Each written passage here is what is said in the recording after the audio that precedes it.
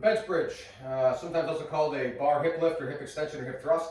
I use the term bench bridge because I've got a glute bridge and it's the same kind of movement, so I like to keep things consistent. You'll need a bench. I like to set it up so it's braced against the rack. Some people don't do that. In some cases, it's not necessary. If you've got a bench that's got 2 cross feet posts on the bottom, usually it's not required. This bench has 1 cross foot and the other one is a single post. In that context, tipping is a possibility, so I like to brace to one side. There are specialized setups for this exercise that you can find at some gyms. There are these kind of rocking frames you can sit in that make the whole process much easier. There are other setups where there's like a telescopic bar, right? You can put the bar across these 2 posts and then lever it over onto your hips and off you go. If you have access to anything like that, by all means, use that as you may wish. It does make the setup a little bit easier. Certainly, if you don't have bumper plates or a 45-pound plate circumference, with a bar, a partner really helps to actually hand the bar onto you and then take it off you when you're done. If you have access to bumper plates and you're not lifting at the 135 or more level, use the bumper plates because that's going to create a circumference that allows you to roll the bar up over your legs. You'll see what I mean in a second.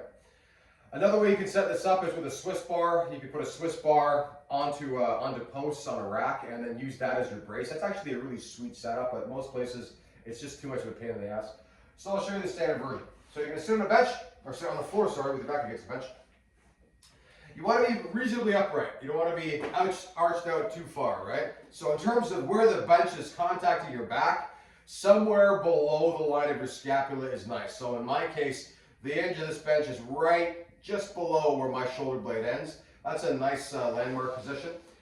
It may be necessary to readjust as you go. If you notice you're going through your set and you find you're sliding off the bench a little bit, you may need to readjust. You don't want to be bracing off your neck or your 7th vertebra, okay? This is an axe exercise, not a neck exercise.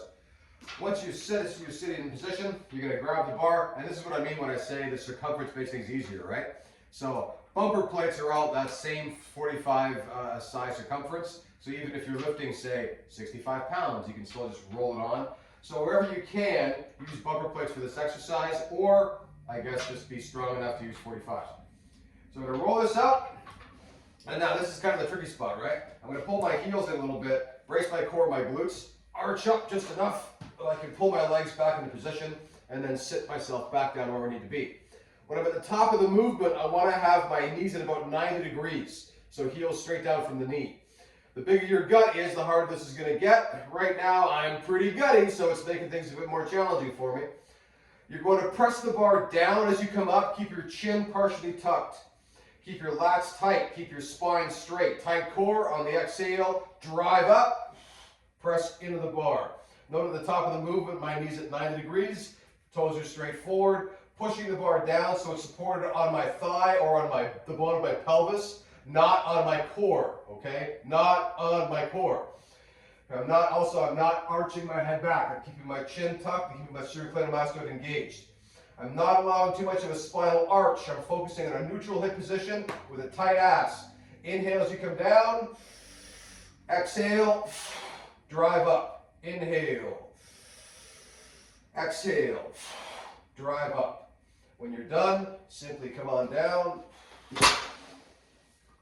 Bob's your uncle.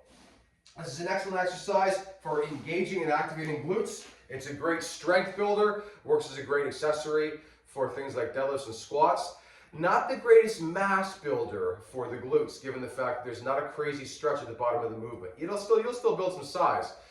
But if size is your only objective, there are much better exercises to utilize. That is your bar bench bridge. Oh wait, I forgot. Bar pad. You don't want to do this with just the bar. Use a bar pad or at the very least a rolled up towel. Now that is your bench bridge.